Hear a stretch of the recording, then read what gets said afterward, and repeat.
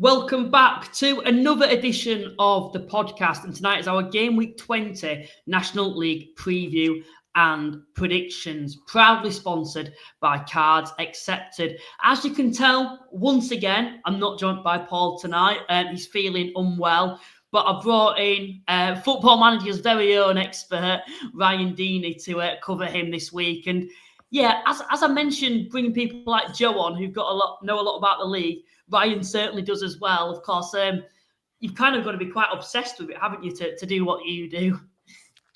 Yeah, it's a labour of love. It started as a labour of love, and obviously, I've managed to get work out of it, and obviously, thanks to you, I've been able to sort of talk about it as well. So, it's a labour of love. And it's not good in terms of predictions as well either, because you're very knowledgeable on the division overall, which means your predictions should be better, but they are predictions, so of course it's likely to be unpredictable as you'd expect. But a few people come in the live chat there, and by Jason who's coming tonight said evening, hope everyone had a good week. We've also had Andrew said evening too as well. Caroline's in tonight, of course, a channel member. Keep coming in, guys, with your comments. We've got a few topics to discuss before we do come on to the predictions this week. Of course, we've got a huge derby to preview as well between Aldershot and Woking that isn't just significant in terms of, the bragging rights for both sides, but particularly for Aldershot, they'll be hoping to get a victory this week, as well as all the other sides that we're going to be previewing this week. We've got a full fixture week to have a look at. One of the first things I want to talk about is Chris Clark of Peterborough. Of course, it's kind of stealing a lot of the headlines at the moment. Of course, Peterborough's chairman does have his own podcast and isn't afraid to publicly come out and state the ins and outs of the club. He's not been quiet on this situation either. He's come out today and stated that the club are currently, there's currently a club lined up to sign Chris Clark in January. Now, it said he's currently on loan at Carlisle United, which gives me the indication that it's not Carlisle United who are lined up to sign him in January. I don't know what your thoughts are on that. He didn't say if it was another National League club or not. There's only one other club who I could see doing something like this. I know a lot of York fans have come out and stated, that they'd love to see him come to them. They could see Matt Ugler doing that. But obviously, there's a lot of sides in League Two as well who'll be looking at him. The only reason I think he's dropped into this division in the first place is because obviously there's a transfer window for League One and League Two sides, and the window had shut by the time that they'd made the decision to offload Chris Clark. What's your thoughts on this whole situation? Do you think it's likely that Carlisle could potentially extend the loan now, or do you think with him coming out and stating this that they're either going to have to sign him, spend a lot of money to bring him in Jan, or he's going to go to potentially another National League side or back into the EFL? Yeah, I haven't listened to the full podcast, but I listened to a little bit of Daymac's podcast because I think it was the one he did with the fans earlier this week. Certainly an interesting start to it. Yeah. I'll be honest, I haven't listened to the comments regarding Clark in terms of getting an idea of where Daymac's sort of head is at in terms of where he's going.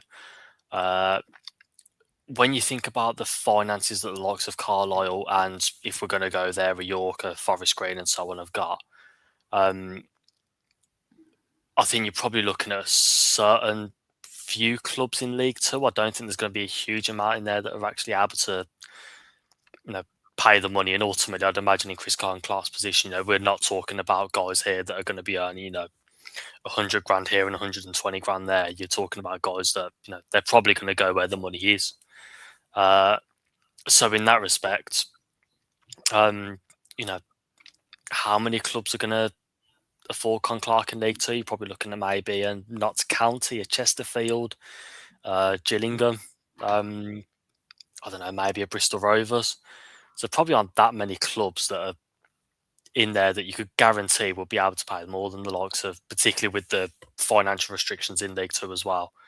So I think Carlisle have probably got every chance. And I mean, you've just sort of mentioned York, it wouldn't surprise me either way.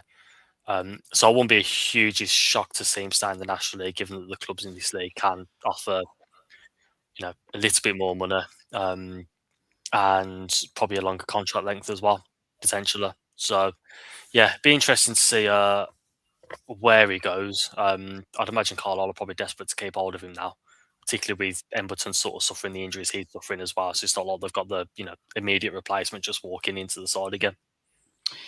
He's been key, I think, for Carlisle since he's come in. He's given them a boost, not just in terms of his numbers as well. I think he's actually made other players improve, players around him as well. And it does feel very similar to the Oldham situation with Josh Stones last season. He came on loan. Oldham, I think, had a relatively okay start to the season, but as soon as Stones came in, they went on a very good run up until Christmas when York swooped in and signed him on a permanent. And there's another opportunity, I think, once again, for Matt Ugler to do this with a fellow title rival, because he would be weakening Carlisle. There's no doubt about it. There's not many players out there that I can think of that Carlisle could get who'd be any better than Chris Clark in January with the same reputation of him. The only difference I see with this situation is Chris Clark has publicly come out and stated that he wants to spend the whole season at Carlisle United. Obviously, he's good mates with Regan Linney. He's struggled for game time, I think, in the last couple of years, hasn't he, since he's gone to Peterborough. Now he's dropped back into the National League at Carlisle. He's already a fan favourite there. He's getting regular game time. Whereas if he goes to York, you'd expect he would get regular game time, but it sounds stupid, but I don't think it'd be guaranteed, if that makes sense.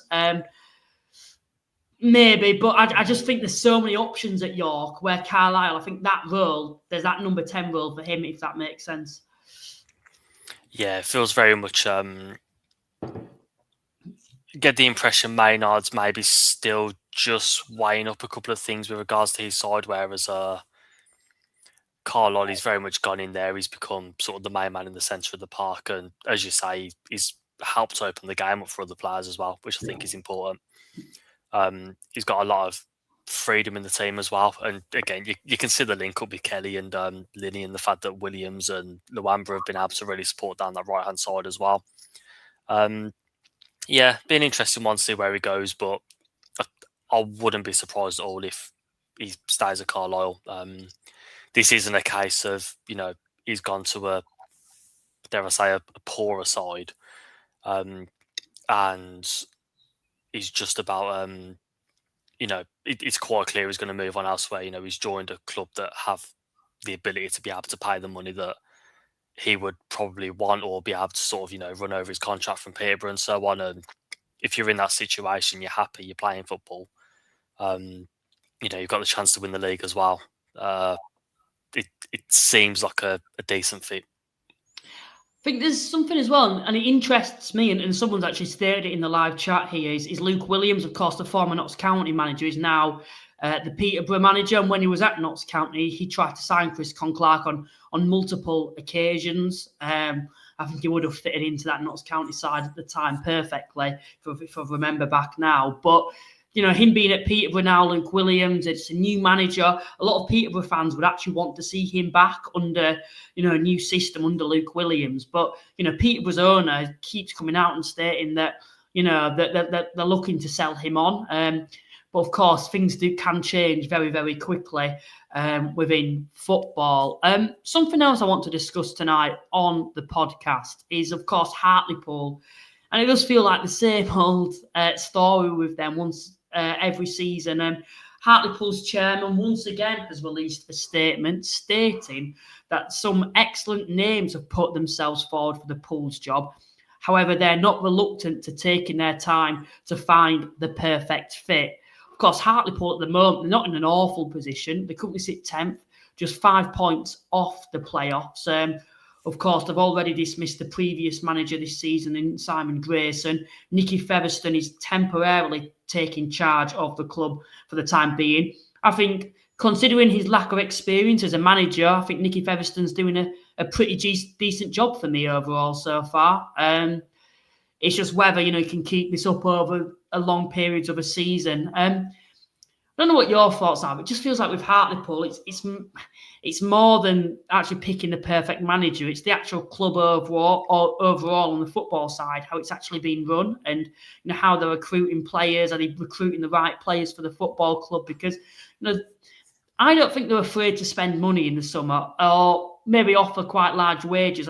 For example, Alex Reid, I don't know the ins and outs. It's not publicly stated, but Alex Reid there's no way Hartlepool were the only club interested in him in the summer. They brought him in. I don't think they've got the best out of him, and I don't think that's necessarily down to the manager. But for me, it just feels like they're signing the same old names, and there's no project there. There's no style. There's no long-term plan. Where I look at other clubs, that have progressed. You look at Barnet, for example, when they got promoted, it took a couple of years. You could see what they were trying to do, and they stuck loyal to Dean Brennan. You look at Halifax, there's a plan there of bringing in young players that have fallen out from the Football League or up-and-coming talent, and selling them on for more. And even said, I know not plan well, their style of play has attracted a lot of, players to sign for them. Whereas Hartlepool, it just seems like a club that's bringing in the same old experienced National League players, and they're not really getting the best out of them. That's my opinion. And,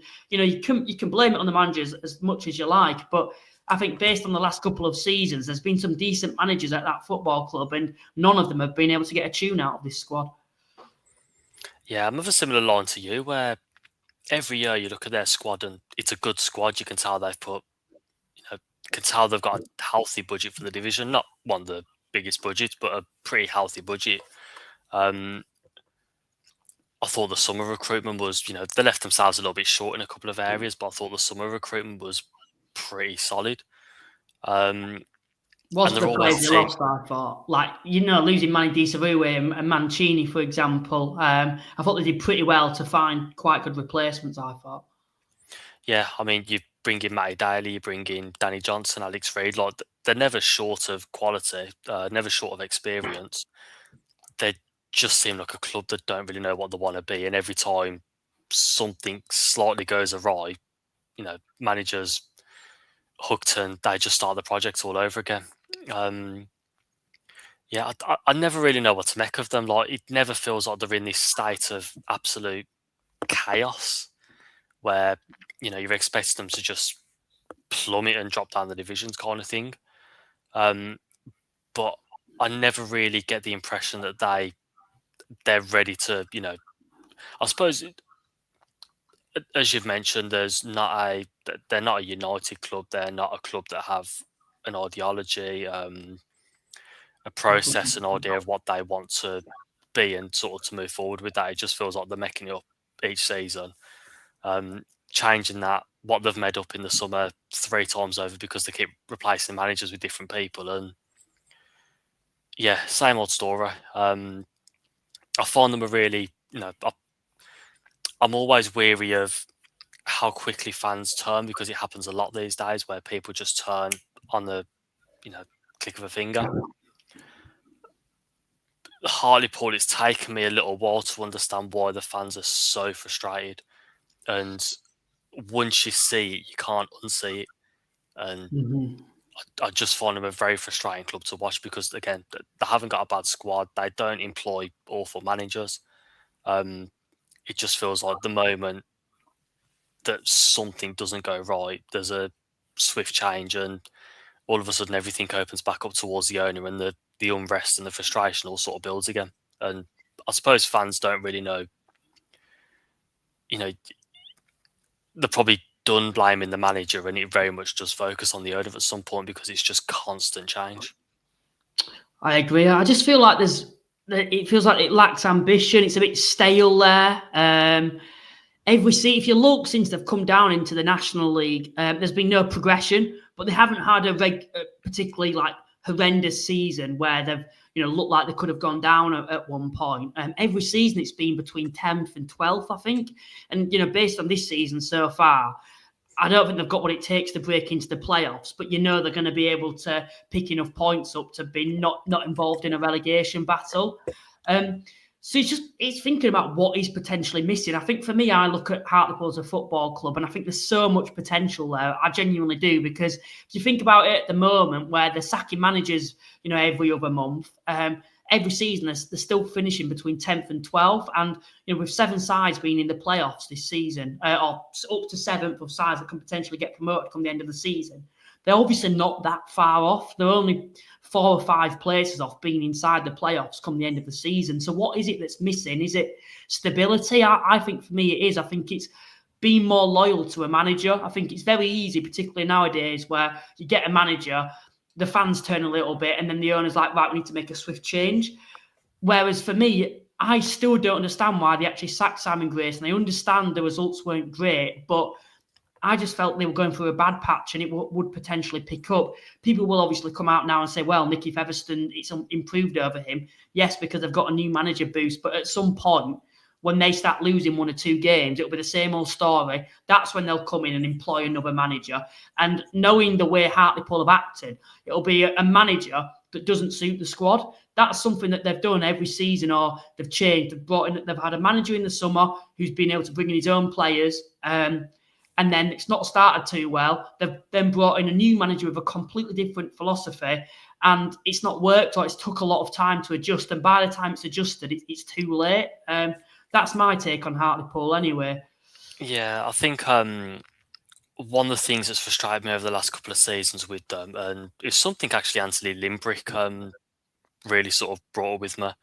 Well, not brought with me, but like it clicked watching his team play. They have a habit of bringing in managers that just, I think this lies down to the lack of structure and lack of ideology within the club. But when you look at Simon Grayson start the season, he had an idea of how to start things and then constantly just kept changing because he was trying to search for something that, may or may not have been there. I think one of the reasons Featherstone's been able to settle things down a little bit like Lenny Lawrence last season, he's turned up, he's picking a team in the same formation, same style. And I think that consistency plays a part in a team sort of, just finding a bit of stability for a while. It was something Dave Challoner was very good at. He, regularly sort of played the 4-3-3 before moving to the 3-5-2, which worked so well. And yeah, I think what they tend to find is they make the initial appointment. There's a lot of chopping and changing, a lot of frustration, and things don't quite hit right. Someone will come in almost on an interim basis and start to settle things down, and they'll find the shape, find the formation, find the structure, find a way just to get by for the rest of the season. And then from there, they may or may not make another change. The thing that struck me with Limbrick last season was, and I'll be honest, I couldn't see it at first, and then when it started finally click, it was a lot of fun to watch. And that was he completely changed the shape and just gave Hartlepool, basically gave me a reason to want to watch Hartlepool.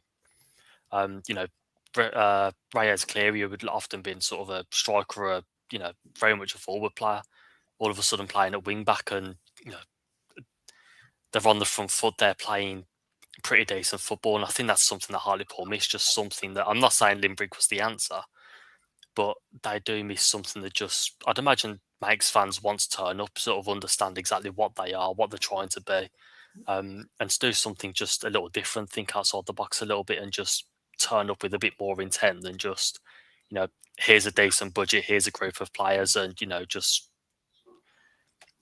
do your best to find some structure. Let's see a bit of, you just mentioned the word ambition. I don't even think that's as much from the boardroom as perhaps maybe the dugout. But again, I'm very wary of the fact that it's difficult to do that from the dugout, because the moment something goes wrong, they're called and someone else is in the dugout.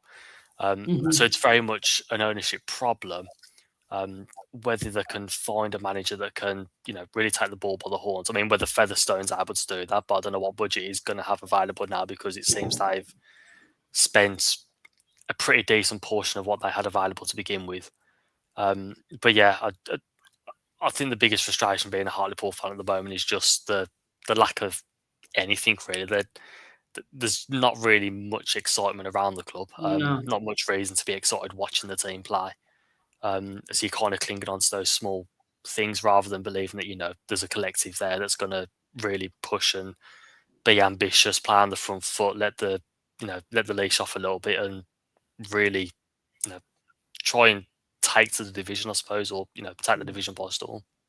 You mentioned the style of football. That is one thing with Hartlepool as well, is that they're finishing mid-table every season. And apart from that time under Limbrick, and maybe Kevin Phillips as well when he was there, the football overall has been very dull, I find, and very, an industrial style of football. And I suppose if it's effective, and you're competing for the top 7, you can kind of sacrifice that attractive football. But when you're currently mid-table in the National League, not going anywhere, you want to be able to see some, quality players on show, being able to, play to their full potential in terms of their abilities and playing nice football and making Hartlepool a place where fans are going down and are seeing nice football. For example, I think Aldershot under Ridgerington, they never, apart from that one-off season, ever really competed, did they, for the playoffs under Ridgerington? And there were no right to either. But a lot of Aldershot fans were pretty happy, supporting Aldershot. The attendance has certainly increased under Ridgerington, and that was because of the style of football, because they were happy to, I suppose, sacrifice, maybe not competing towards the top, to just be able to watch, fun football, seeing a lot of goals. And, we saw attendances from Aldershot, but prior to Ridgerington, they were getting 1,500, potentially lower at times. Ridgerington came in and they were getting 2,500, 3,000 at times. Where Hartlepool at the moment, it feels like they're a club on a decline, where they just need a project, they need some ambition. And whether that's bringing in finding the next Dave Challoner, or whether that's, a change of ownership, I don't know. But I think something, needs to happen soon. Anyway, we're going to come on to the predictions now. Please remember to like and subscribe, everyone. It genuinely does go a long way if you can do that. These are the current scores at the moment, Ryan. I am in the lead. I had a pretty good game week last week. Joe joined me last week and he got 10 points, so that's not bad at all either. This isn't like the expectation, to be honest, of getting 14 and 10 points. It was a bit of a fluke week.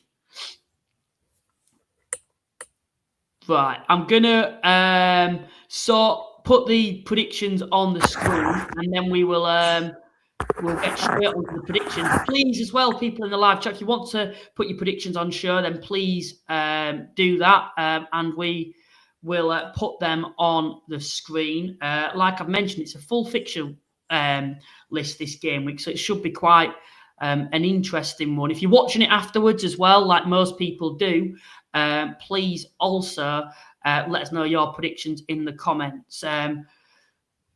But if you want to know how to play along, this is how you do that.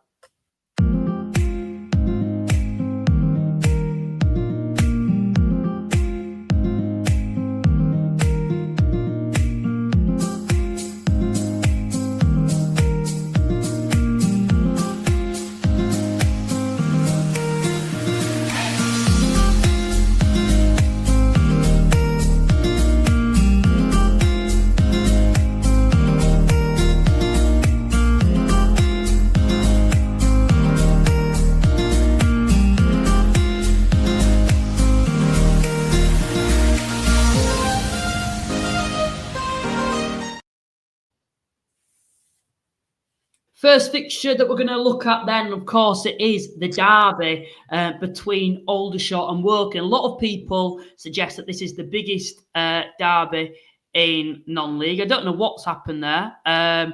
We will go back and hopefully, there we go, we've got it up here now.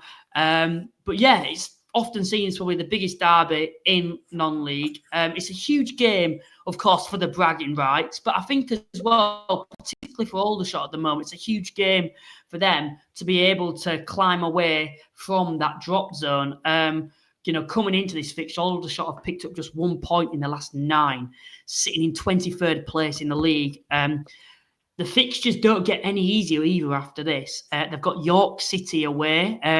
They've not been dealt nicely with the fixtures. Widrington leaving, quite a bad time. But then for a new manager to come in and have the fixtures that he's had, the likes of Forest Green, Boreham Wood, I think they've had Rochdale as well in that time. It was always going to be difficult. Scunthorpe as well. It was always going to be difficult, wasn't it, for a new manager to come in and quickly be able to get results out of sides that are all currently occupying in the top 7. I actually think I don't know what you thought of this, but if you actually watch some of those games, they've not been awful in those fixtures. They've only lost each of those games in the previous, I think, 5 games. They've only lost them by 1 goal. As for Woking, once again for Aldershot, it's not an ideal fixture. Although Woking currently sit 15th, they're playing at a very bad time themselves. Woking are coming into this unbeaten in 7. They've remained unbeaten themselves against the likes of Rochdale, Southend, and Tamworth. What's your thoughts on this fixture? I think it comes at a very interesting time, although it feels like the story's very much Aldershot rather than Woking right now. I'd imagine there'll be a hope of revenge for Woking, given the game in the FA Trophy semi-final last season. I'm sure that won't have been lost on both sets of supporters ahead of this one. I think the Aldershot town, I mean, you've alluded to there, Coleman's come in. I think their last 6 games, they've played 6th, 5th, 1st, 2nd, 9th and 7th. Not the easiest run, and certainly not the easiest run at a time where you've lost a guy who... I thought the change was quite interesting with Widgeington to Coleman, because there are some similarities in the way that they like to bring in, pretty raw talents or players that maybe weren't fancied elsewhere, maybe older players that have dropped down, and like to try and play, a pretty free game, like the teams to play on the front foot. But they also do that in very different ways. And I think one of the big differences is Widgerington was such an uber positive guy. Everything, was water off a duck's back. He, protected his players. Probably a difficult thing to say, because I'm going to say the opposite about Coleman in a second. But there was he had this way about him where it didn't matter what happened, everything just was turned into a positive. Coleman has this, dare I say, almost northern trait, and I realise Woodrington is northern, so I realise this probably doesn't make that much sense. Mm-hmm. But Coleman has this northern way of it. Just feels like he looks a little bit defeated at times, and probably prefers being up against it, which may be the situation they find themselves in potentially suits him. Although, again, with Coleman, I don't know his record before his first spell at Accrington, but he hasn't exactly thrived elsewhere in the past. The one thing that's been notable is he's changed the shape, and it seems like he's trying to put square pegs in square holes, and at the moment he's still got square pegs in round holes. Shackelford signed, and it seems like he's been signed to play right back, but then with what's the lad's name? Sam Inwood, the kid that's signed to play left back from Bolton. He went on international duty to Shackelford play left wing last week, and it just feels like he's still trying to find a way whereby he can get his best players into his best positions, get bodies back fit.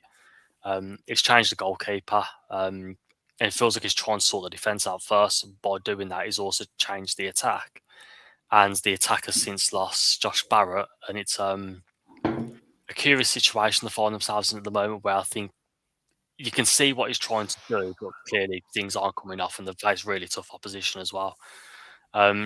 With regards to Woking, Ardley seems to have set it back into his normal process, which is draw every other game. Yeah. Since I ran the numbers last season, I can't remember what they are now, but he's drawn 7 of his last 15.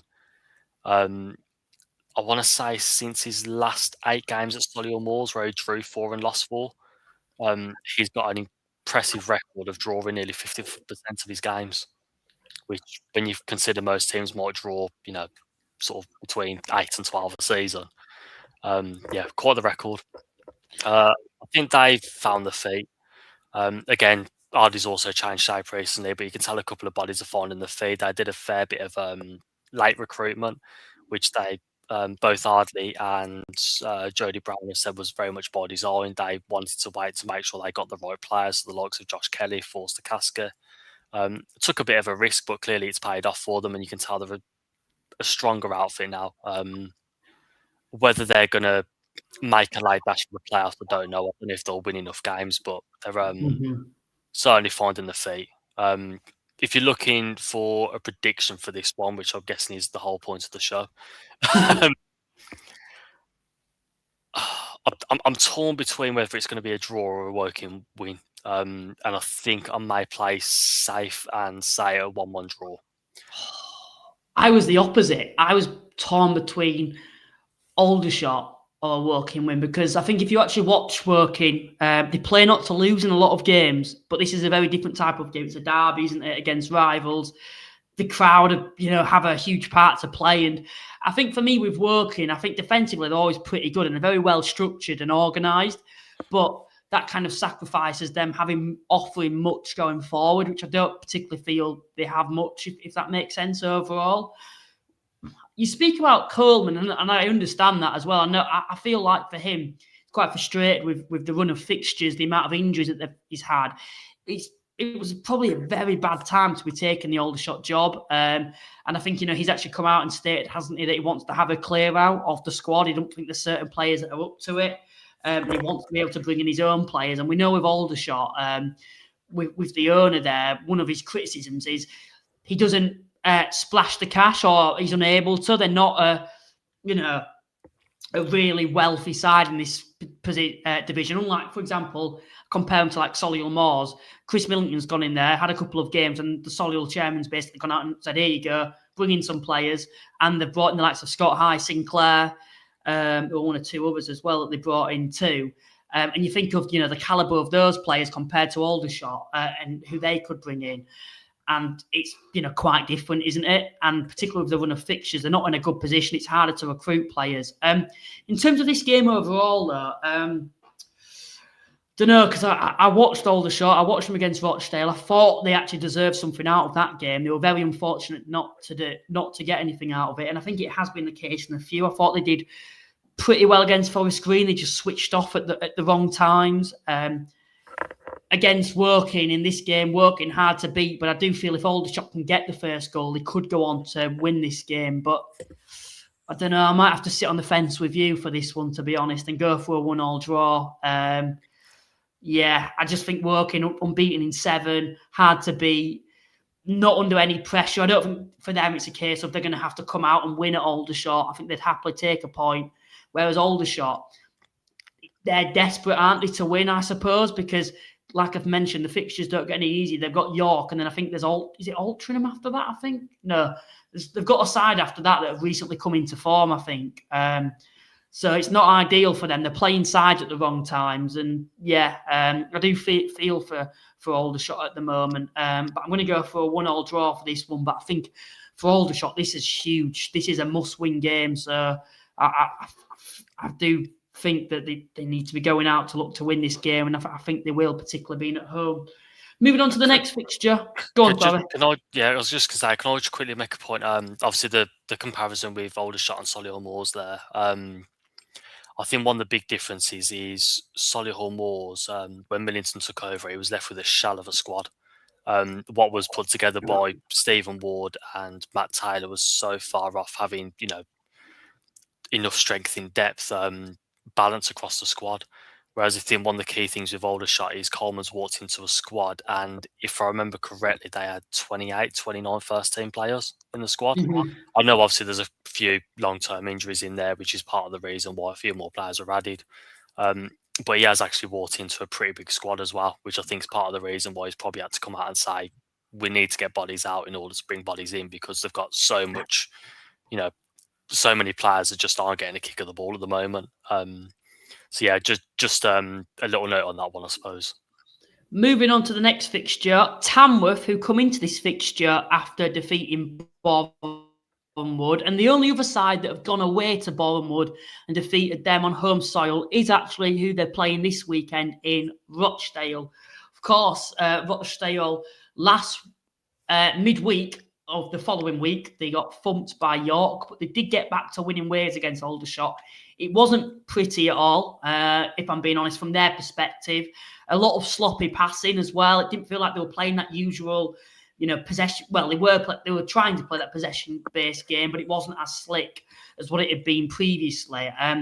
For this fixture, it's certainly a massive contrast in styles. Both sides over the course of the season have done very well in the ways they like to play. Tamworth being that industrial, hard-to-beat side, and Rochdale themselves possession-based. I see this being quite a difficult match for Rochdale at the moment. Of course, defeat to York seemed okay against Aldershot, as I've mentioned, but it wasn't perfect. And they're coming up against a Tamworth side that could potentially bully them in the midfield. That is my concern. Is Rochdale have got very good technical midfielders, but there's not much physicality there. And you compare that to Tamworth's. Tamworth's is a very physical midfield, and I do feel on home soil, Tamworth, are going to be full of positivity after going to Bournemouth and winning there. And the counter-attack for that second goal was brilliant.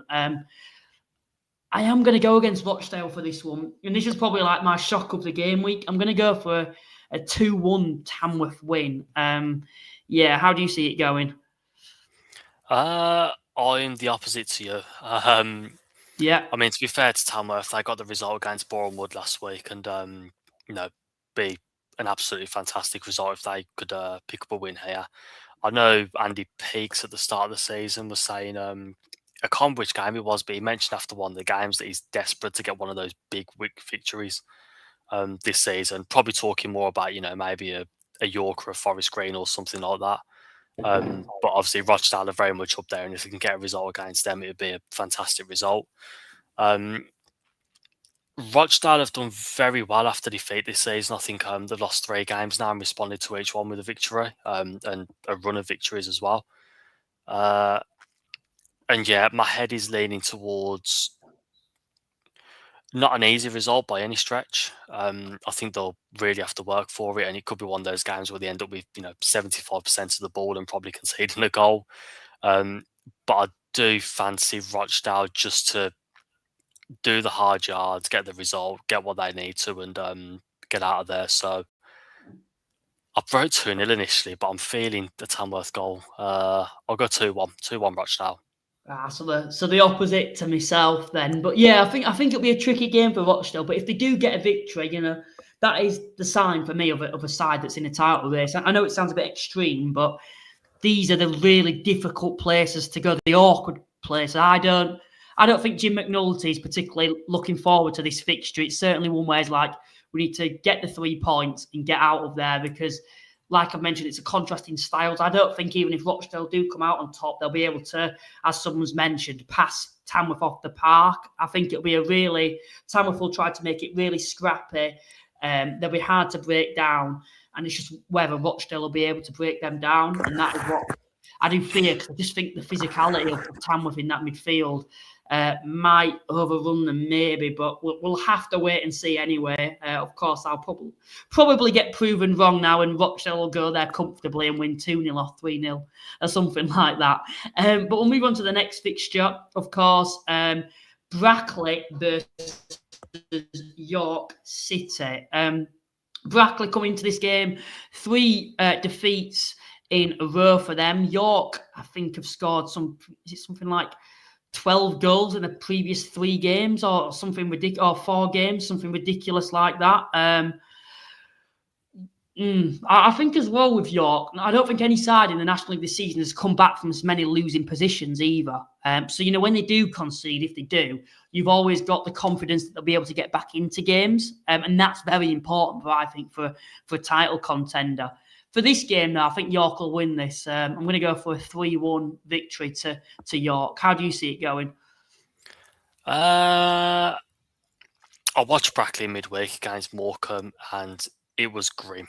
You could see what they wanted to do, but they just looked like they look short of confidence. They look short of real sort of attacking outlets. It was a tough display to watch. You mentioned the 3 losses in a row there. They've now lost 7 from 9. They've scored 3 goals in those games. They've only scored more than one goal twice, I think, all season. And it's hard not to think that they're just going to be peppered here. And they had trouble against Morecambe in midweek. And I can't see York giving up the same opportunities. Whether they're going to score 4 for the 5th consecutive game in a row, I don't know. But at the moment, York, it's not just a case of they're scoring goals left, right, and centre. Because I think they've scored 4 and 7 in the last 14 now. Over the last 10 games, their XG is, I think they're averaging over one expected goal more than the opposition in every game. Sorry for those that don't like the underlying number stuff. Yeah. But yeah, I can see this being a game whereby York have about 80% of the ball, 40 touches in Brackley's box, and it's just a case of waiting to break them down. I'm thinking comfortable, and I'm thinking it could be, again, I wrote 2-0, but the more I think about it, the more I just think this could be 3 or 4. I'll go 3. Break the record of 4 goals a game, and I'll go 3-0. Brackley, I think one thing to mention is Brackley this season away from home, they've been horrific. I think they've only had one victory, and I think that was against Braintree. But their home form's been quite respectable. And I remember when they got promoted, I think a lot of people had the thought process of Brackley is that home form is going to be what's crucial to play to their advantage. The issue with Brackley, I think, over the season is that they're not scoring enough goals. And the way York are at the moment, they are the form side in the division, not just in terms of results, but in the performances as well. I think, anyone who's got York City coming up at the moment, you're like, God, it's not a good time to play them. I know Andrew's mentioned here that Ollie Banks and Callum Howie's out. I didn't know about Callum Howe, but I knew Banks was out, and he's now out for a month, isn't he? But I don't think that's a massive concern for York. I think they've got a lot of cover in that area. And I know Banks has played a fair bit, but I don't think he's been certain to start in every single game. As for Callum Howe, fairly big loss, I think. But in this game, I can't see Brackley causing York any issues going forward. So that's why I'm going to go the 3-1 to York. I don't know why I've gone for Brackley to score thinking about it, but I'll stick with it now anyway. We'll move on to the next. Just to touch on that point with the injuries, they brought Ryan Fallowfield on for Callum Howe and Greg Ollie on for Ollie Banks the other day. They've got Ben Brooks who can slot in the left wing back, and they can pop Alex Doobie into those forward roles. Nathaniel George is back. I don't think injuries are of any concern really to York. So, particularly in this kind of game. The only real reason those two might be an issue is because of the height from set pieces, but I don't think they'll give Brackley enough opportunity to actually get those set pieces in order to threaten them. So, yeah, I'm thinking a comfortable away win. Eastleigh versus Hartlepool, and I like the look of Eastleigh under Scott Bartlett since he's come into the side. Probably been one very poor result, losing to Sutton, but Sutton have, of course, recently improved. Eastleigh, another club. I find Eastleigh and Hartlepool very similar sides in terms of there's always that expectation there, I feel, particularly Eastleigh, because they've been known to have quite a lot of financial backing in the past compared to other sides around them. But it always feels like every season there's that expectation they're going to kick on, and they just never do. And I suppose, like we've mentioned on this podcast, it is the same with Hartlepool. Eastleigh under Scott Bartlett, though, I like the look of them. It's becoming quite a difficult place to go, Silver Lake now. And I think for Hartlepool too, it always feels like if they concede first, they're likely going to not be able to go on to win the game. I know you can say that about the same about every side, but I don't think they've got the ability to be able to come back, particularly with the way they play. It feels like they often set up not to lose and to try catch teams on the break. And I think Eastleigh will be able to win this one. I'm going for a 2-1 Eastleigh win. How do you see it going? Similar to you. I'm expecting it to be a tight game. I don't see either side really wanting to get on the ball and dominate the game so much. Mm-hmm. I think they'll be comfortable in the shape and maybe looking for those opportunities to break. I see set pieces potentially being important. Hartlepool are pretty solid defensively. Eastleigh, sort of getting there. But I think Eastleigh have gone the other way where, start of the season they were trying to be hard to beat, and now they're trying to find, more of an attacking approach. Results haven't been great under Bartlett, but they've also played 4 of the top 7 in the last 6 games. He's had to be a little flexible. He's obviously still trying to find his best team and his best formation. Paul McCallum come back the weekend. So, yeah, it looks like incremental improvements, and I don't think it's... they're on the right lines, I think. I'm similar to you in the sense of I could easily see this being a draw. I could see Eastleigh nicking it. Again, the Hartlepool win wouldn't surprise me. I'll play safe and I'll just say a 1-1 draw. But I can't see there being any more than 3 goals in this. No, And it won't surprise me if it's a 0-0 or a 1-0, but I'll go for a 1-1. I think that's the thing with it's very easy, isn't it, to think of probably a draw for this game when you look at both sides at the moment. It's hard to pick a standout winner. I think it's pretty obvious it's going to be a tight game for me overall, and I'm sure you, as you've mentioned, you seem to agree with that. I think the next game that we're looking at is, of course, my home side, Halifax Town. Of course, they're coming up against a Solihull Moors side, whose manager will certainly want something to prove in Chris Millington. Of course, very well liked at Halifax. I think by the end, Chris Millington was. Did feel like a lot of us were hoping that he was going to go into the EFL. He stayed in the National League. He's gone to Solihull Moors, and I think it proves to me how good of a manager he certainly is, particularly with the start that he's had at Solihull Moors under Matt Taylor. Solihull were looking like a side that were, lower mid-table. Since he's come into the side, I genuinely believe Solihull are capable of finishing in the top 7 come the end of the season. And, this fixture, Halifax not on the best of form. Solihull, the new additions have certainly fitted into the side. I think Millington's getting the best out of the squad. He's going to want something to prove against his old club who, a section of the fan base still didn't particularly rate him, which I find ludicrous. It pains me to say it, but I think Solihull will come to the Shea and win, and I'm going to go for a 2-0 Solihull Moors win. Halifax not scoring enough goals at the moment either.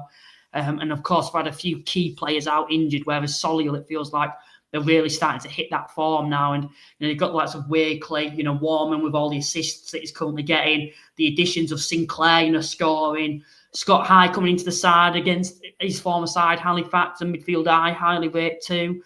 I just think it's a bad time to be playing Solihull, and I'm going to go for a 2-0 Solihull Moors win. How do you see it going?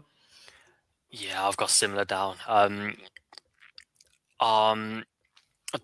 watched Solihull Moors play against Braintree a few weeks back, and they started the game with, I think, Brad Stevenson up front, Oscar Rutherford, who's obviously known for playing right back, and he was starting left wing, and Shazem Whitehall, who has now been loaned out to, I think, Rushden Olympic. It's one of the sides in the step throw, which kind of shows you the situation that Millington walked into. And it's not that they're all bad players, but, the level that you expect from sides that are going to be challenging for the playoffs, which when you consider what was said by Darryl Eales in that statement when Andy Wing left and Matt Taylor and Stephen Ward obviously trying to get their way and do things properly, the expectations were high and this squad was nowhere near that. So I think the most impressive thing about Millington so far is that he seems to have walked in and just identified the issue straight away. And, he's brought in Scott High, a player he knows very well. All of a sudden, you've got Scott High and Jamie Osborne in midfield, which is fantastic. Joe Sabara's back, Tyrese Sinclair's in there. Still having an issue trying to sort that right wing spot out, but Jacob Wakeling's back now, and it wouldn't surprise me if he comes in, or Joe Sabara starts and Warmer goes out to the right. And Connor Wilkinson's back as well, which has been a big one. So all of a sudden, that starting 11 just looks like, a much better balanced starting 11, and you can start to see that they're finding their feet, they're starting to pick up results. The thing that worries me with Halifax is Lakeland. I quite like him, he's quite honest in his interviews, but the thing that worried me was him talking about how he's desperate to get Will Smith back because he's not entirely happy with his defence. I know obviously a couple of other players are out as well, but little things like that always just prick my ears when a manager's, kind of talking about him not really being happy with his options and just having that slightly negative tone to his interview. Again, kind of possibly a northern thing as well, but I think, the numbers haven't been terrible. Truro was a bad one, but otherwise the numbers haven't been particularly bad, other than facing the likes of York, Carlisle and Rochdale. So I don't think Halifax are in a terrible place whatsoever. It's just, I think finding that reason to be positive, maybe that comes with players coming back. And I think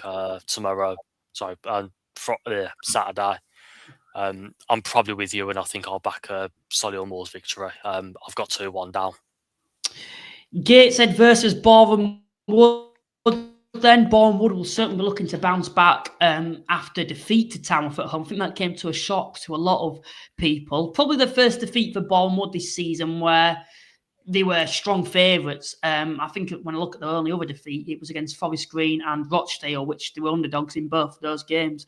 They're coming against the Gateshead side, though, who've only won one game at home all season. Gateshead are a side I'm slightly concerned for, lingering closer and closer to that drop zone currently at the moment. Of course, Teenan Brooks, the goalkeeper, who's probably been the standout for them this season, is on the radar of a lot of EFL clubs. There's been sources that have recently come on, quite reliable sources as well, that have stated that there are League Two sides that are interested in signing him. And when January comes around, Gateshead are very well known, aren't they, to let their key players go, or, well, maybe not let them go, but are forced to let them go, maybe is a better word of using it. Of course, Keane Adam as well, still very young, scored the majority of their goals. If you took him out the side, Gateshead will currently sit bottom of the league. He certainly, as he's still young, will be on a lot of EFL sides' radar in January. I am slightly concerned for Gateshead this season. This is a fixture too when they're down there. They don't want Bournemouth Wood, who, yes, lost, but are still going very strong at the moment. I can only see one winner in this game. I think Bournemouth Wood. Of course, it's a footballing game with how both sides like to play, but I just think the better footballing side at the moment is Bournemouth Wood. And, Gateshead, I suppose the home game, I would have thought, will likely become quite toxic at the moment with only one win at home all season. So I'm going to go Bournemouth Wood 2, Gateshead 0. How do you see it going? So on similar lines to you regarding Gateshead, my hot take at the start of the season, which, may not have been an incredibly hot take, but was that Gateshead were going to go down. Snap. I'm still of a very similar mind now, even with the little gap that's formed between 20th and the sides above. I'm still very concerned by Gateshead, and I think there's a real chance they get relegated this season. They've got two fantastic centre-backs, but they just can't stay fit, and they're constantly scrambling around trying to sort that position out. Aside from David Ferguson, they haven't really been able to keep a consistent defence all season. The midfield is very open, it's a mix between experience and youth, but they don't really have many players that are of a, what you'd probably say are a prime age. And the midfield has been far too open all season. The underlying numbers are horrible. I couldn't be less high on Gateshead if I tried. But the one thing they do have is the ability to create some chaos, and they do have forwards that can, score goals. And I think that's a key reason why they're, hovering above where, maybe you'd potentially expect them to be at this point of the season. So I think that's always one to bear in mind with Gateshead, that they can just, they can produce. They have players that can produce from nothing. With Bournemouth Wood, interesting statistic on them. They have played 8 games against sides that are currently in the top half, and they've got 5 points, haven't won a single game. They've played 11 games against teams that are currently in the bottom half and have won all 11 games. Their numbers are fantastic. I've watched them a couple of times, and the way they, everything I expected from a Luke Gerrard team upon promotion, and it's the reason why I doubted where they'd finished at the start of the season, because I thought on paper they looked a little meek. And this is, me holding my hands up and saying, I hadn't really done the research on what they've done in the National League South. They're a fantastic footballing team. Get the ball, they're finding players in key areas, they're creating chances, creating opportunities, they're fluid in shape. And obviously in Abdul Malik, they've got, one of the stars of the season so far, but obviously it's not just him. I think this could be a game that ends up in a real chaotic sort of scoreline if there's going to be one this weekend, and I'm actually going to go Bournemouth Wood 4-1. Fair enough then. We'll move on to the next fixture, and it's Morecambe versus Yeovil. Morecambe recently picked up, it feels, even against York. They were very frustrated with that game, with them being in the league, but they competed with them for a long period. They're coming against the Yeovil side, who, Yeovil's manager, or interim manager, Richard Dryden, I believe it is, must be under a bit of pressure at the moment when you look at the recent results for them. I think that's no winning 5 or 6 games now for them. Coming up against a Morecambe side who have recently does feel like they're starting to hit that bit of a flow. Of course, won in midweek, and I think they're going to get another win. Morecambe. I'm going to go for 2-0 Morecambe win. How do you see it going? Same as you. I watched Morecambe play midweek against Brackley and quite enjoyed it. I've noticed that Jahal has changed. I don't know if I've butchered his name there, so I do apologise if I have. He changed shape slightly.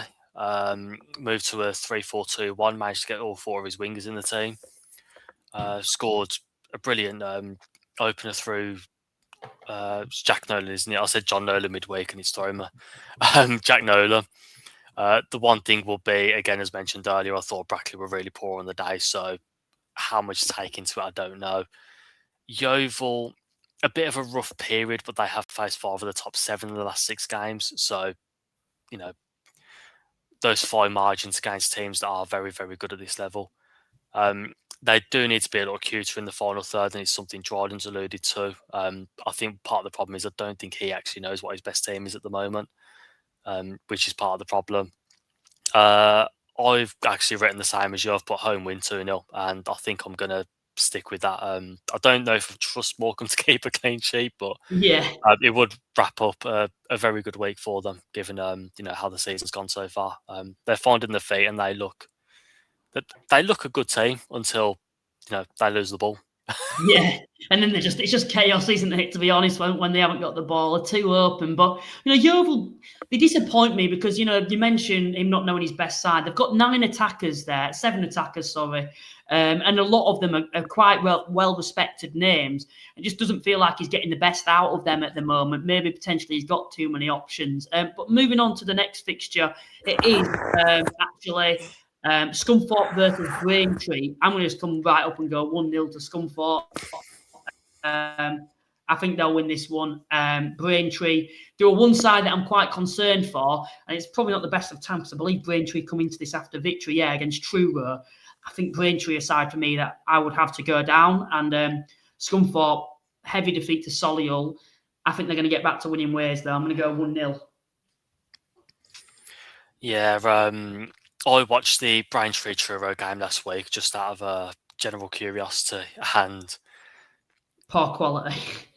Yeah, it wasn't the best game. I thought Braintree looked the better of the teams. They, even though they started without a striker, they were missing one of the centre halves. They just look a team that they know what they are. I think part of the problem with Braintree is just that quality in both boxes that is missing.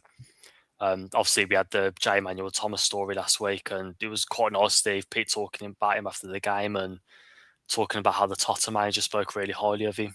Wanting to try and sign, but he was put forward to Braintree last season. Pete decided against signing him because he just didn't need him at the time. But given the situation, they really thought his quality might work out, and got in touch again with him. And yeah, it's quite a nice sort of story, really, given obviously a lot of the off-field issues that Emmanuel Thomas has had. So hopefully, he finds his feet and starts to enjoy his life, enjoy his football again. But also, similar to you, I think Scunthorpe, it was a bad one last week. The goals were awful. The one concern I've always had with Scunthorpe is just the depth of the squad. They're only ever a couple of injuries away from maybe having to plug gaps with square pegs in round holes and so on. And it's not a perfect solution, but I think Braintree generally tends to struggle on the road, and I'm same as you. I think I'll back a Scunthorpe home win. I'll go. You've gone 1-0, haven't you? So I'll go 2-1. Let's switch it up. Next fixture: Southend versus Altrincham. Altrincham might come into this after a bit of confidence. Actually, under Neil Gibson, he's certainly turned it around. 3 wins on the spin. The one thing I will say is it's okay defeating Truro, Boston, and was it Braintree? No, Truro, Boston, and who was it? They beat another side that's down there this season as well. It's gone out of my head now. Anyway, all 3 of those sides were down there. Brackley, that's it. All 3 of those sides are going to be in a relegation battle. Southend's a bit of a different story. Away from home, Roots Hall. These part of me that thinks Alty might go there and get a result. but I can't see them winning it. And I think Southend, they managed to find a way at Yeovil. They managed to get a last-minute winner, which they needed after a defeat to Carlisle. Is it going to be one where Southend just slip up at home and aren't able to, score enough goals? Partner wants to go 1-1. I might go 1-1 for this game. Yeah, I'm going to go for it. How do you see it going? I've got exactly the same result. Yeah. My big thing with Southend, I know these are fairly common results, but my big thing with Southend is it feels like every week I look at the score and they've either drawn 1-1 or they've won 2 or 3-0. And it just depends whether they let the opposition score or not. Their numbers are fantastic, and I mean, we've known for a while, obviously Southend have always been a very good side. They look like they're starting to find form again, as they did last year around this time. It's just whether they can put them away. I think my big thing with Altrincham is Gibson's changed the shape a little bit, and they actually look like they're willing to defend the box. They're scoring a couple of goals from set pieces. They're just doing the ugly things that they weren't doing at the start of the season. And I know there's always an element of, the numbers were fantastic and they weren't quite matching the quality of their performances at the start of the season. So there's always a bit of a, let's call it a new manager bounce. But you can see also as well that Neil Gibson has, he's changed the shape. He's brought a couple of experienced bodies back here. He's changed a couple of players around, and he's starting to find, something resembling a better shape and maybe just more grit and, again, doing the basics and doing the ugly stuff well, and maybe, getting on the right side of those 5 margins they weren't at the start of the season. Yeah, I think I'm going to stick with 1-1, but I could easily see Southend just sneaking showing the bit of quality that Altringham's recent opponents haven't been able to show. So 2-0 wouldn't surprise me, but I think I'll stick with the 1-1, and yeah. Truro versus Sutton then. Of course, two sides are currently down there. It feels like Sutton themselves have finally managed to find that bit of form and are climbing away from the drop zone under their new manager. Scoring a lot more goals too under him. They're coming up against the Truro side, and I think for them this is a must-win fixture. Otherwise, they could be that side that potentially falls away a little bit.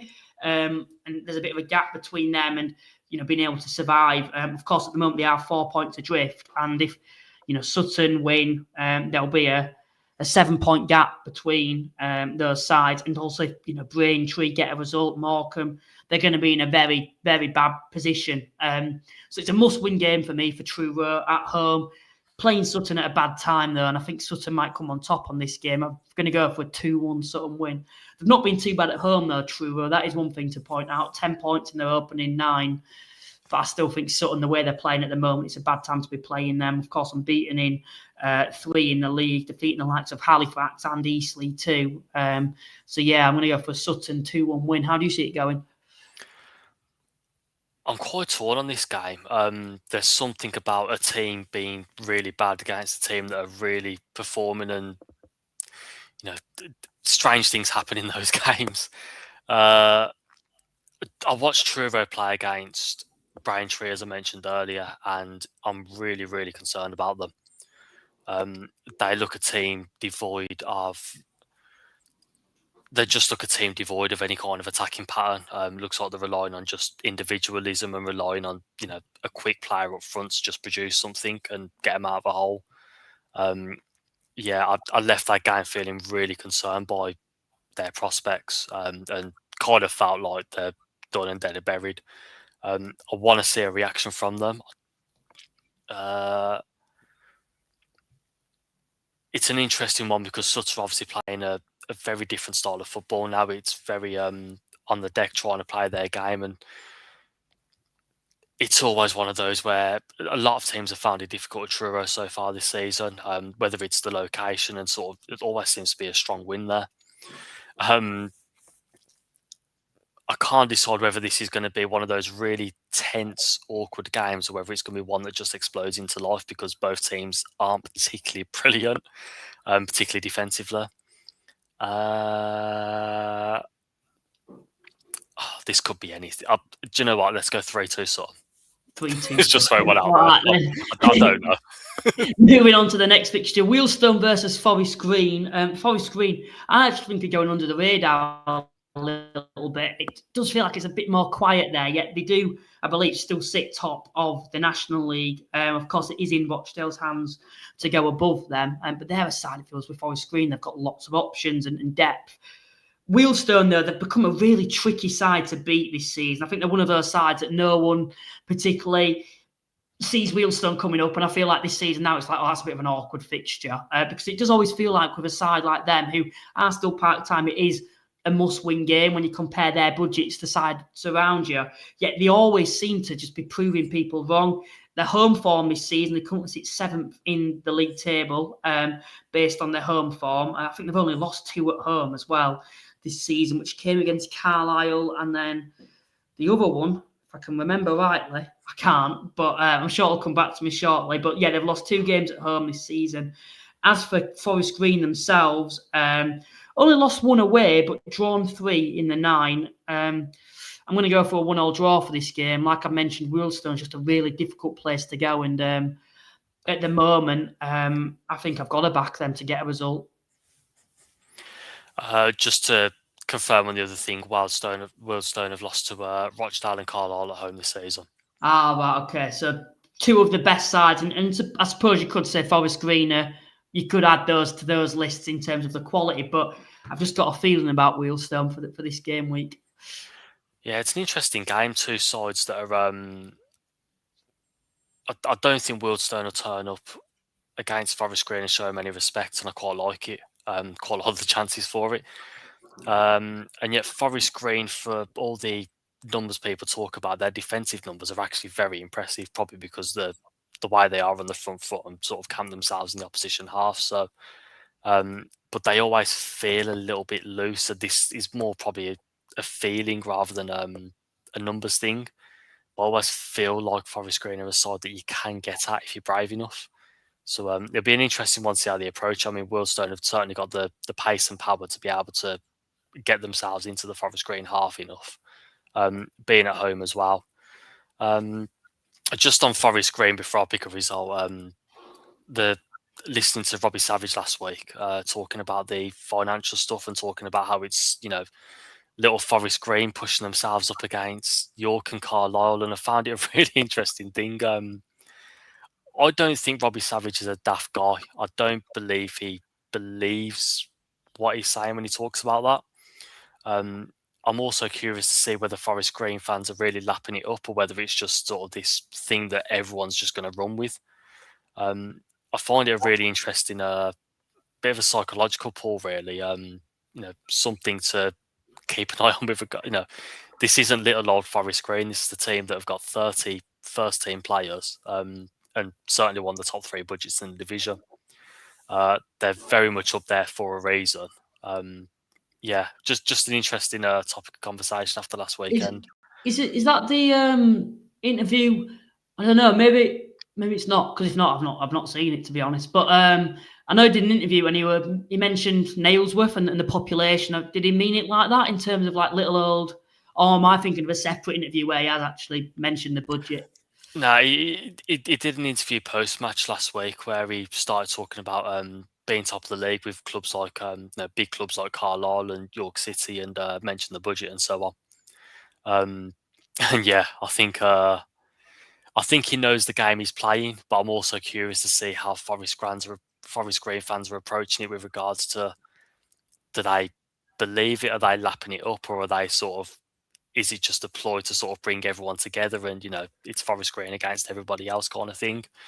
I think Savage knows what he's doing. I'm just curious what the response is, whether people are, I suppose really buying it, because it is easy to, when you've got a guy like Savage who talks with such passion and positivity, it's probably easy to buy every word that he says. Just something I was curious about last week. And yeah, with Wealdstone, I'll hold my hands up. I had them to go down the start of the season. I would say, to be fair. Sam Cox, to be fair to him, he's done brilliantly. I think they've added a couple of really shrewd loan signings as well during the season.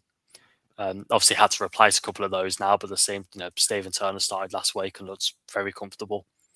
Also changed shape as well recently, which has interested me. Has the potential to have a few goals in it. I might go 3-2 Forest Green. 3-2. I'm tempted to be 2-2. Yeah, I'll go Forest Green 3-2, but Wealdstone have definitely got a chance in this game. I realise I've picked all the big clubs to win, I think, so maybe I should have gone with Wealdstone, but do you know what? Let's run with it. Forest Green 3-2. Let's move on. But the only concern for me, I suppose the only concern for me with Forest Green is how bloated the squad actually is in terms of depth of quality, which sounds like a very good thing. But surely they've got to be looking at loaning out some of those players, because at the moment there'll be certain players that are having to miss out. And I understand there's this camaraderie there where it feels like everyone's pulling together. It's more about the team. But, these young players that are coming into the side who are there, surely at 19, 20, you're going to be wanting to play, regular football at National League level. And if you're not getting that, particularly when you've got that quality where you won't be out of place in this division, you'd be wanting to go to another club. It's interesting what's going to happen, in the later months with Forest Green. Are they going to start loading players out, or are they happy to go with a 30-man squad? I'm not saying, it's a bad thing for Robbie Savage, because it's clearly not affected him so far. They're in a very good position, but be interesting to know what it's like for the full-on squad there. Of course, we don't know the ins and outs. We're podcasters, but, a 30-man squad, how I'd look at it is that if I was one of those players, and obviously I'm not a professional footballer by any stretch of the imagination, but if I was missing out each week when I know I've got the quality to play at National League level and be a pretty good player at National League level as well, I'd be pretty frustrated. And I understand there's this segment of, well, it's all about the team. It's about us as a collective. It's not about me. It's about the team. But surely I know, and maybe it'd be different if I was a professional footballer, but for me, how I'd feel is, I understand that, but surely for my own development, I need to be playing regular football. And at the moment, there's a few players in there that are struggling to get, guaranteed game time every single week. And there'll be other National League clubs and maybe National League South and North clubs who'd happily, take them off his hands for a loan move. But I don't know. That's interesting. What's your thoughts on that? Yeah, I think the thing I'm curious about is, like, when a player gets injured, we seem to see another player sign. The one thing that's concerned me all season, I say concern me, it's one thing that I'm very conscious of, was a lot of their recruitment over the summer was a lot of guys that don't have experience at this level or have very little experience in men's football. And I think there's you're now reaching the winter months where, you do need those players that can just keep going week after week after week. And to his credit, Jordan Ward-Taylor's played a key role this season. He's managed to bring Ryan in. He's back into the fold. Harvey Bunker was obviously a key player last season, although still a young lad. He hasn't necessarily marginalised the likes of Christian Doige, and when he's been fit, Harry Cardwell. Carl McAllister's still in there. So it's not like he's completely, he's just picked a team of kids kind of thing. But one thing I'm conscious of is, you've got so many players that aren't used to playing regularly at this level. And maybe this is part of the reason why they've got a big squad, because he can drip feed players in and out. It's one thing I've been very mindful of all season, that once they hit these winter months, I'm curious to see how they continue on, basically. So far so good. They've had a little blip, they've responded, and they've responded really well over the last few games. So maybe this is just an on-paper view rather than maybe the reality of what is happening. But yeah, I'm curious to see how they get on over the next couple of months or so, as, again, the weather gets bad, maybe games are hit and miss, or the pitches are worse, or, players just reach that, 4, 5, 6 month period of the season when they've not actually played regular first team football a lot so far. And just see how they get on during those periods. And we saw last season how important it was post-Christmas, where York and who else in the title race last year? Barnet, York, and Forest Green themselves. Forest Green, yeah. So Forest Green hit sort of November, December time. To be fair, with a very experienced squad, so maybe everything I'm saying now is complete utter rubbish. Yeah, we played a very different way, though. Last season. Yeah, had a very small squad last season, which was part of the reason. But they started to struggle to come in towards Christmas time. Then York dropped off a little bit post Christmas, and Barney just went again and just went in and went and went. And it'll be interesting to see which of the sides that are up there really start to kick on post Christmas. With Forest Green, I think they've got the squad, they've got the quality. They've certainly got players that are big and strong and quick and all athletic and so on. It's just, I suppose, it becomes a bit of a mental game at that point of the season, and we'll see how they get on as we sort of reach that Christmas period and the games start coming thick and fast, and whether they can continue to perform to the same level that they are. I think that's what interests me about Forest Green is when you think about that ability to be able to bring in different types of players, because they've got a wide range of different players. I think they've actually got that ability, if they actually wanted to, which I don't think is the case, but if they really had to revert to how they played last season. Do you get what I mean? Where it wasn't possession based, because I think they've still got players who are capable of playing that way. Like, you compare some of the players within that squad to other players, there's very wide range of not abilities, but different strengths in traits, if that makes sense. So you've got your pacey players, you've got your big physical ones, but you've also got your actual technical footballers. So for me, I suppose, I spoke to Stuart Maynard last week as the York manager, and I asked him, because York were another side themselves, they've got quite a big squad.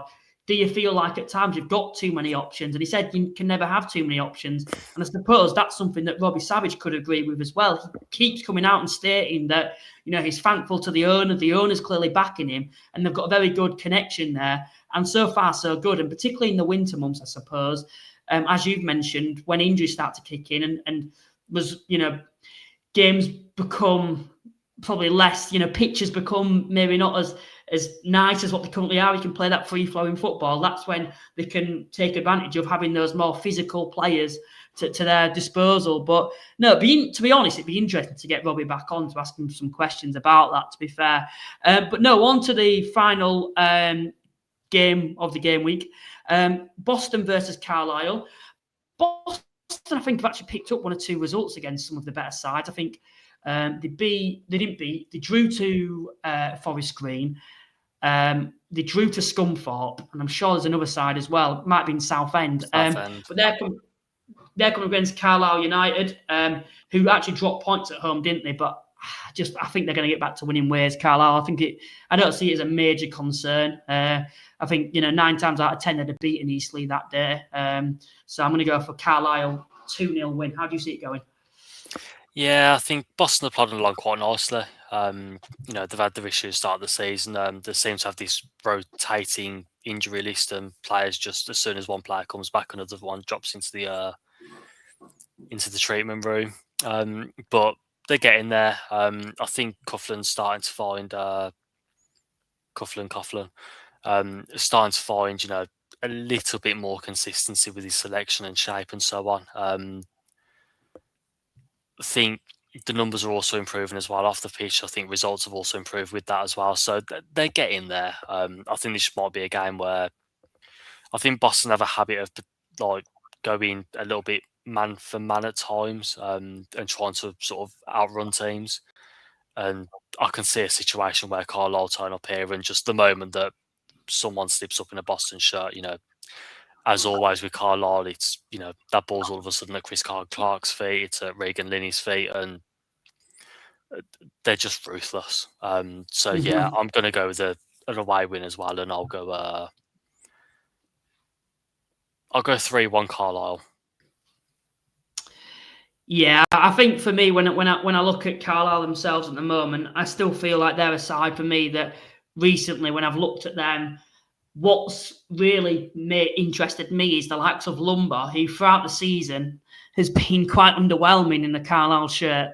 Con Clark's come in, and since that Halifax play, it looks like a completely different player. I think he scored twice against Halifax. I think he then scored in the following game as well. And he looks like a dangerous player. And that front line now, they've got Con Clark, Linney, Lumber, and then you've got Kelly. You can rotate between Armstrong. There's so many options for Carlisle on the forward front now, where I felt like early on in the season they were a little bit one-dimensional. Defensively as well, I think they're a lot better now with Feeney coming back.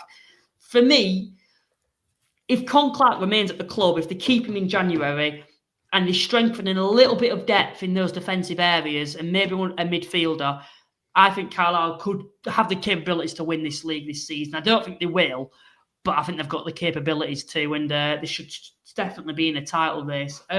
But no, that more or less wraps up the podcast. And thank you to everyone that's tuned in tonight. I genuinely do appreciate the support. Please remember to like and subscribe. It genuinely does go a long way if you can do that. Ryan, thanks for joining me once again. Where can people find your page? So I'm on Twitter at NR Musings. And I have a blog that I don't think I've updated for about 3 months now on Substack, so you can also find me there. But yeah, you can reach out to me there if anyone has any questions or just wants to say hi. Please remember to check out our sponsors' cards accepted. You can use the QR code in the top right-hand corner of your screen to do that. You get 50% off your card machine, no contracts or monthly fees. If you'd like to become a channel member and help me out, it is just £3.99 a month. You'll get early access to certain interviews we do, live emojis for your football club, and to be honest, you'll be helping me out as well. So I do really appreciate that to all those members out there. And if there's any suggestions as well on like exclusive content that you want to see, then please let me know. Because I do realise it's quite hard to think of ideas, and I want to make it where for you guys it's worth paying for, if that makes sense. But no, that's enough of me waffling. Thanks to everyone that's tuned in. Once again, Ryan, thanks for joining me, and I'll see you next time.